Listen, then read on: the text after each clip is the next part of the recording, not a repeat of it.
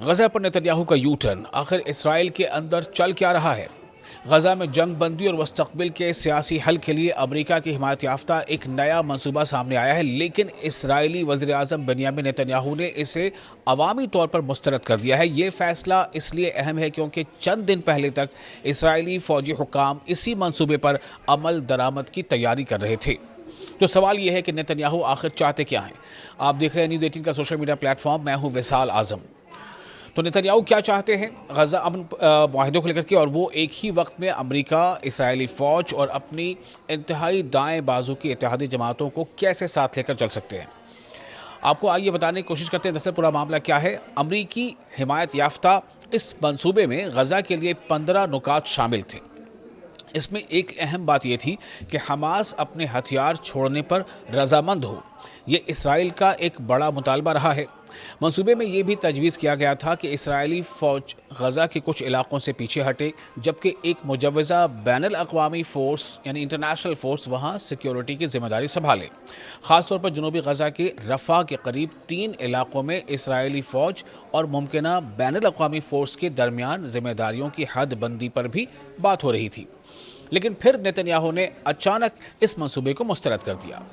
Reports کے مطابق اسرائیلی فوج کے بعض اعلیٰ حکام اس بیان پر حیران رہ گئے۔ ان کا کہنا تھا کہ انہیں منصوبہ مسترد کیے جانے کا پتہ میڈیا سے چلا، حالانکہ اس سے چند دن پہلے ہونے والی ملاقاتوں میں نیتنیاہو خود غزہ سے فوجی انخلاء کے کچھ اقدامات پر رضامندی ظاہر کر چکے تھے۔ یہی وجہ ہے کہ اسے نیتنیاہو کی پالیسی میں ایک اور یو ٹرن قرار دیا جا رہا ہے۔ لیکن اصل مسئلہ صرف غزہ نہیں بلکہ نیتنیاہو کی اپنی سیاسی بقا بھی ہے۔ ایک طرف امریکی صدر ڈونلڈ ٹرمپ ہے۔ امریکہ اسرائیل کو سفارتی اور فوجی حمایت فراہم کرتا ہے، اور ٹرمپ چاہتے ہیں کہ غزہ میں جنگ ختم ہو، ایک مستقل سیاسی حل کی طرف بڑھا جائے اور مستقبل میں غزہ کا انتظام فلسطینیوں کے ہاتھ میں جائے۔ دوسری طرف نیتنیاہو کی حکومت کے انتہائی دائیں بازو کے اتحادی ہیں۔ یہ اتحادی غزہ میں اسرائیلی فوجی کارروائی جاری رکھنے اور حتیٰ کہ وہاں اسرائیلی بستیاں قائم کرنے کے حامی ہیں، اور یہی نیتنیاہو کا سب سے بڑا سیاسی مسئلہ ہے۔ اگر وہ ٹرمپ کی بات مانتے ہیں تو دائیں بازو کے اتحادی یعنی جو ان کے الائز ہیں، پولیٹیکل پارٹیز، وہ ناراض ہو سکتے ہیں اور ان کی حکومت خطرے میں پڑ سکتی ہے، اور اگر وہ اپنے اتحادیوں کی بات مانتے ہوئے جنگ جاری رکھتے ہیں تو امریکہ کے ساتھ اختلافات بڑھ سکتے ہیں۔ اس کے علاوہ اسرائیل میں انتخابات بھی قریب آ رہے ہیں، یعنی نیتنیاہو کے لیے سخت بیان دینا ایک سیاسی حکمت عملی بھی ہو سکتی ہے۔ وہ اپنے دائیں بازو کے ووٹرز اور اتحادیوں کو یہ پیغام دینا چاہتے ہیں کہ وہ غزہ کے معاملے پر اسرائیل کے مطالبات سے پیچھے نہیں ہٹ رہے۔ لیکن دلچسپ بات یہ ہے کہ زمینی سطح پر نیتنیاہو کی حکومت نے امریکہ کے دباؤ کو مکمل طور پر نظر انداز بھی نہیں کیا۔ گزشتہ ہفتے غزہ میں فضائی حملوں کے لیے اجازت کا معیار سخت کیا گیا۔ اب مخصوص اہداف کو نشانہ بنانے کے لیے اسرائیلی فوج کے چیف آف اسٹاف کی منظوری ضروری ہے، سوائے اس صورت کے جب اسرائیلی فوجیوں کو فوری خطرہ ہو۔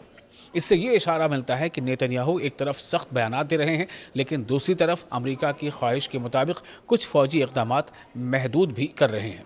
یہ پہلی بار نہیں ہے، ماضی میں بھی نیتنیاہو نے امریکہ کے دباؤ کے بعد لبنان میں اپنی کارروائی محدود کی یعنی لمیٹڈ کی، جبکہ ایران کے خلاف ایک موقع پر امریکی صدر ٹرمپ کے کہنے پر اسرائیلی جنگی طیاروں کو واپس بھی بلایا گیا۔ تو مجموعی تصویر کیا بنتی ہے؟ دراصل نیتنیاہو اس وقت 2 مختلف سمتوں میں کھینچے جا رہے ہیں۔ ایک طرف ٹرمپ اور امریکہ ہیں جو جنگ ختم کر کے سیاسی حل چاہتے ہیں، دوسری طرف ان کے انتہائی دائیں بازو کے اتحادی ہیں جو غزہ میں مزید فوجی کارروائی چاہتے ہیں، اور تیسری طرف اسرائیل میں آنے والے انتخابات ہیں جہاں نیتنیاہو اپنی سیاسی طاقت برقرار رکھنے کی کوشش کر رہے ہیں۔ ادھر غزہ کے عام فلسطینی تقریباً 1 سال سے غیر یقینی صورتحال میں زندگی گزار رہے ہیں۔